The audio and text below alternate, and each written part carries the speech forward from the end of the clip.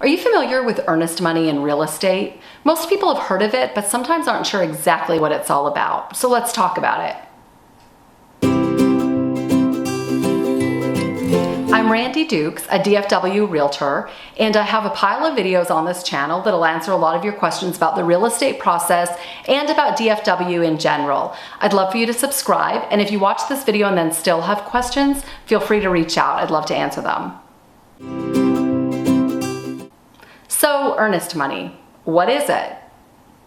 Earnest money is a good faith deposit that a buyer pays to a seller to show that they're serious about buying the house. It protects the seller in case the buyer decides to back out of the deal. Earnest money is due from the buyer to the title company within 3 days after a contract is executed. The title company holds it in an escrow account, and if everything goes smoothly with the contract, it's applied to the down payment or closing costs at the end of the transaction. In Texas, earnest money is typically 1% of the sales price, but this is one of those gray areas where you can alter it in order to make the terms of your contract look a little more appealing to a seller. In a multiple offer market, this is sometimes really helpful. You can increase that earnest money to show that you're extremely serious about your intent to follow through on this house.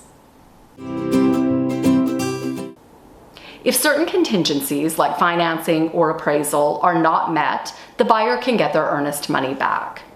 However, if the buyer terminates the contract after the option period for another reason, the buyer will forfeit their earnest money and it will go to the seller.